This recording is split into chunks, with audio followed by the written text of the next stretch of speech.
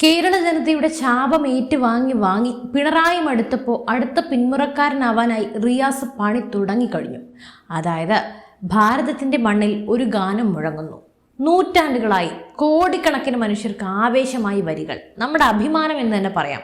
British തോക്കുകൾക്ക് മുന്നിൽ നെഞ്ചും വിരിച്ചു നിന്ന വിപ്ലവകാരികൾ പുഞ്ചിരിയോടെ തൂക്കുമരത്തിലേക്ക് നടന്നു പോകുമ്പോൾ വിളിച്ചു പറഞ്ഞ അതേ വരികൾ, വന്ദേ മാതരം. പക്ഷേ 2026 കേരളത്തിന്റെ മണ്ണിൽ ഈ വരികളൊന്നും മുഴങ്ങിയപ്പോൾ ഒരാൾക്ക് മാത്രം നെഞ്ചിടിപ്പ് കൂടുന്നു, അത്ര ദഹിക്കുന്നില്ല.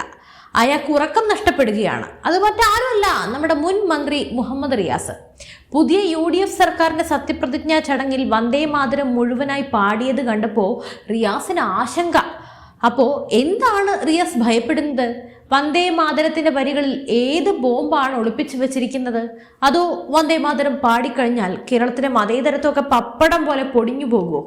ഒരു രാജ്യത്തിന്റെ ദേശീയ ഗീതത്തെയും ദേശീയ ഗീതത്തിന് തുല്യമായ പദവിയുള്ള വന്ദേ മാതരത്തെയും ഇത്രയേറെ വെറുക്കാൻ റിയാസിന് എങ്ങനെ സാധിക്കുന്നു? ഇന്ന് നമ്മൾ ചർച്ച ചെയ്യുന്നത് വെറും ഒരു ഫേസ്ബുക്ക് പോസ്റ്റിനെ കുറിച്ചൊന്നും അല്ല, മറിച്ച് കേരളത്തിലെ ഇടതുപക്ഷം എങ്ങോട്ടാണ് പോകുന്നത് എന്നതിനെ കുറിച്ചാണ്. റിയാസിന്റെ ഈ ആശങ്ക നാടകത്തിന്റെ പിന്നിലെ യഥാർത്ഥ ഗുട്ടൻസ് എന്താണെന്ന് നമുക്കൊന്ന് വിശദമായി തന്നെ നോക്കാം.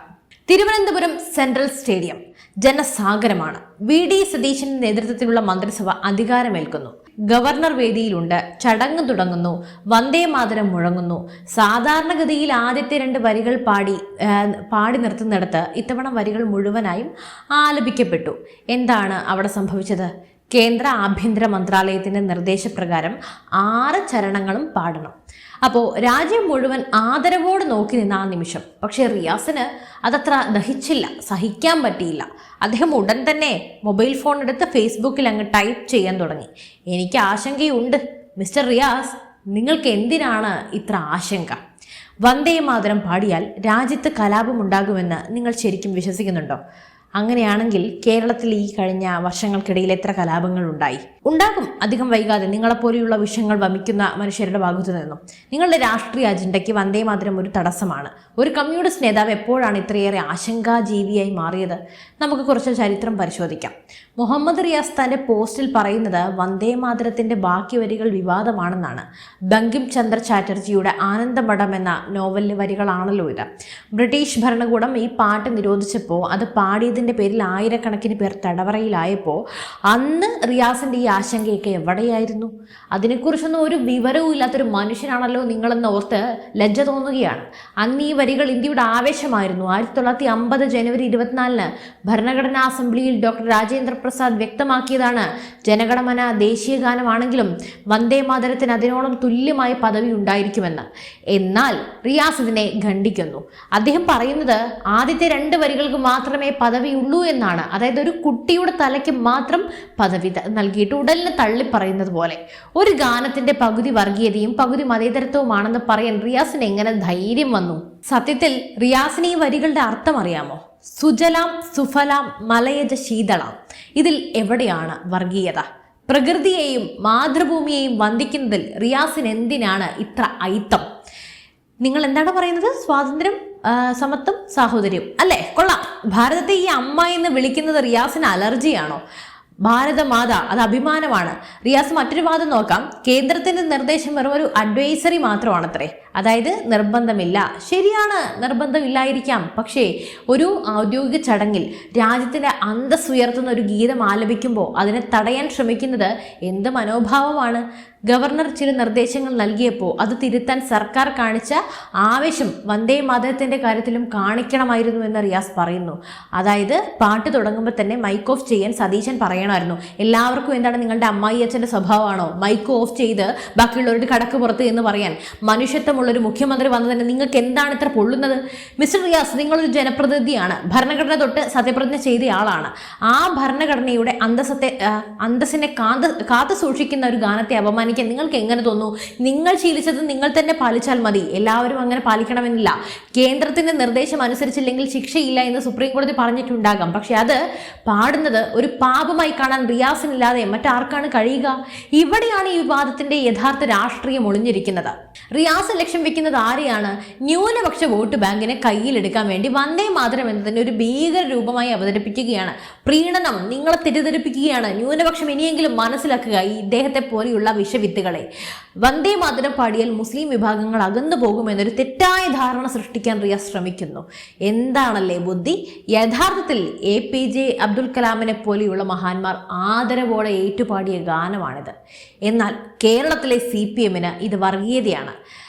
റിയാസ് ചോദിക്കുന്നു, ഇത് RSSനെ പ്രീണിപ്പിക്കാനാണോ എന്ന്. വന്ദേ മാതരവും RSSും തമ്മിൽ എന്താണ് ബന്ധം? ഒന്ന് പറഞ്ഞു തരാമോ? വന്ദേ മാതരം പാടിയാൽ അത് RSS ആകുമെങ്കിൽ പിന്നെ ഇന്ത്യയിലെ എല്ലാ സ്വതന്ത്ര സമര സേനാനികളും ഒക്കെ RSSകാരാണ്. ഓക്കെ, സമ്മതിച്ചു. നെഹ്റുവും ഗാന്ധിയും RSS ആയിരുന്നു. കോൺഗ്രസിനെ മൃദുഹിന്ദുത്വ പാർട്ടി എന്ന് വിളിക്കാൻ റിയാസ് കണ്ടെത്തിയ എളുപ്പ വഴിയാണിത്. വികസനത്തെക്കുറിച്ചോ ജനക്ഷേമത്തെക്കുറിച്ചോ സംസാരിക്കാൻ ഒന്നുമില്ലാത്തപ്പോൾ ഇത്തരം വർഗീയ ചർച്ചകളൊക്കെ കുത്തിക്കേറ്റി എങ്ങനെയെങ്കിലും അടുത്ത സർക്കാരിലെങ്കിലും തനിക്ക് ആ മന്ത്രിപദവി തിരിച്ചു കിട്ടാൻ വേണ്ടിയുള്ള ഓരോരോ അടവ്. എന്തായാലും അമ്മായി അപ്പൻ്റെ ആവണല്ലോ, അതാണല്ലോ നാട്ടു നടപ്പ്. അതിൻ്റെ എല്ലാ ക്വാളിറ്റിയും റിയാസിനുണ്ട് കേട്ടോ. റിയാസ് മന്ത്രിയായിരുന്ന കാലത്ത് പൊതുമരാമത്ത് വകുപ്പിൽ നടന്ന അത്ഭുതങ്ങൾ നമ്മൾ കണ്ടതാണ്. റോഡിലെ കുഴികൾ അടയ്ക്കാൻ പറ്റാത്തവർ ഇപ്പോൾ വന്ദേ മാതരത്തിൽ വരികൾ എണ്ണാൻ നടക്കുകയാണ്. കഷ്ടം.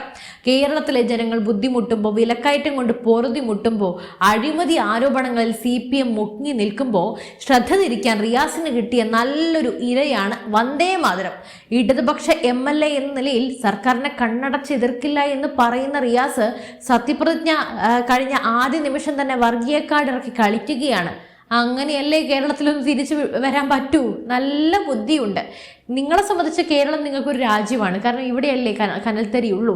എന്തായാലും കേരളത്തിൻ്റെ രാഷ്ട്രീയ സംസ്കാരത്തിന് ചേർന്നതാണോ മതനിരപേക്ഷതയെക്കുറിച്ച് പ്രസംഗിക്കുന്ന റിയാസ് യഥാർത്ഥത്തിൽ വർഗീയ ചേരിതിരിവ് ഉണ്ടാക്കാൻ ശ്രമിക്കുകയല്ലേ? റിയാസ്, നിങ്ങളോട് നേരിട്ട് ചില ചോദ്യങ്ങൾ ചോദിക്കാൻ ഞങ്ങൾ ആഗ്രഹിക്കുന്നുണ്ട്. ഒന്നാമത്തെ ചോദ്യത്തിലേക്ക് കടക്കാം. വന്ദേ മാതരത്തിലെ ഏത് വരിയാണ് നിങ്ങൾക്ക് അപമാനകരമായി തോന്നിയത്? അത് വ്യക്തമാക്കാൻ ധൈര്യമുണ്ടോ? ഉത്തരം ഉണ്ടെങ്കിൽ ദയവ് ചെയ്ത് അറിയിക്കണം. രണ്ടാമത്, ഭാരതത്തെ മാതാവായി കാണുന്നതിൽ നിങ്ങൾക്ക് എന്താണ് ഇത്ര പ്രയാസം? അതിനൊരു കറക്റ്റ് ഉത്തരം വേണം.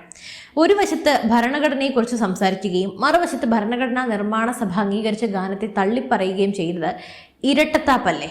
തീർന്നില്ല. കേരളത്തിലെ മുസ്ലിം സമുദായം വന്ദേ മാതരത്തിനെതിരാണെന്ന് നിങ്ങൾക്ക് ആരാണ് പറഞ്ഞു തന്നത്? അവർ നേരിട്ട് വന്ന് നിങ്ങളുടെ ചെവിയിൽ ഓതിയോ? അയ്യോ, മുസ്ലിം സമൂഹത്തിന് വന്ദേ മാതരം കേൾക്കാൻ വയ്യേ, അലർജിയാണേ എന്ന്?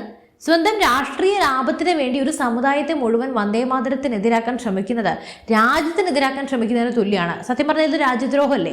നിങ്ങളുടെ ആശങ്ക യഥാർത്ഥത്തിൽ ജനങ്ങളെക്കുറിച്ചല്ല, നിങ്ങളുടെ രാഷ്ട്രീയ ഭാവി തകരുമോ എന്നതിനെ കുറിച്ചാണ്. ജനങ്ങളെല്ലാം കാണുന്നുണ്ട്. വന്ദേ മാതരം ഒരു പാട്ട് മാത്രമല്ല, അത് ഈ രാജ്യത്തിൻ്റെ വികാരമാണ്. അത് 6 ചരണമല്ല, 100 ചര്യം പാടിയാലും കേരളത്തിൻ്റെ മതേതരത്വം തകരില്ല. കാരണം കേരളത്തിലെ ജനങ്ങൾ അത്രയ്ക്ക് വിവരമില്ലാത്തവരല്ല. അതുകൊണ്ടാണല്ലോ നിങ്ങളിപ്പോൾ 35-ൽ ഒതുങ്ങിയിരിക്കുന്നത്. മുഹമ്മദ് റിയാസ് ഉന്നയിക്കുന്ന ഈ ആരോപണങ്ങൾ അർഹിക്കുന്ന പുച്ഛത്തോടെ തള്ളിക്കളയേണ്ടതാണ്. വികസനത്തിന് പിന്തുണ നൽകുമെന്ന് പറയുന്ന റിയാസ് ആദ്യം ചെയ്യേണ്ടത് ഇത്തരം സങ്കുചിത ചിന്താഗതികളിൽ നിന്നും പുറത്തു കടക്കുക എന്നതാണ്. റിയാസ് എത്രയൊക്കെ ആശങ്കപ്പെട്ടാലും ഈ മണ്ണിൽ വന്ദേ മാതരം ഇനിയും മുഴങ്ങും. ആ മുഴുവൻ വരികളും ഇവിടെ തലയുയർത്തി തന്നെ പാടും. അതുകൊണ്ടാണ് നിങ്ങൾക്കിപ്പോൾ സോഷ്യൽ മീഡിയയിൽ പൊങ്കാല കിട്ടുന്നത്. രാജ്യസ്നേഹമുള്ള ഓരോ ഇന്ത്യക്കാരൻ്റെയും ആവേശമായി തുടരും. റിയാസിൻ്റെ ഫേസ്ബുക്ക് പോസ്റ്റുകൾക്ക് വന്ദേ മാതരത്തിൻ്റെ മാറ്റു കുറയ്ക്കാൻ സാധിക്കില്ല. ഈ വിഷയത്തിൽ നിങ്ങളുടെ അഭിപ്രായം എന്താണ്? റിയാസിന്റെ നിലപാട് ശരിയാണെന്ന് തോന്നുന്നുണ്ടോ? അതോ അദ്ദേഹം കേരളത്തിൽ വർഗീയ ധ്രുവീകരണത്തിന് ശ്രമിക്കുകയാണോ? തീർച്ചയായും യാതൊരു മടിയും കൂടാതെ നിങ്ങളുടെ അഭിപ്രായങ്ങൾ താഴെ കമൻറ്റ് ചെയ്യുക. ഈ വീഡിയോ പരമാവധി ഷെയർ ചെയ്യുക. എന്തായാലും സത്യം എല്ലാ ജനങ്ങളും അറിയട്ടെ. മാത്രവുമല്ല, ഇത്തരത്തിലുള്ള സങ്കുചിത മനോഭാവമുള്ളവർ എപ്പോഴും ചവറ്റുകുട്ടയിൽ തന്നെ കിടക്കണം. അതാണ് അതിൻ്റെ ഒരു രീതി അല്ലേ?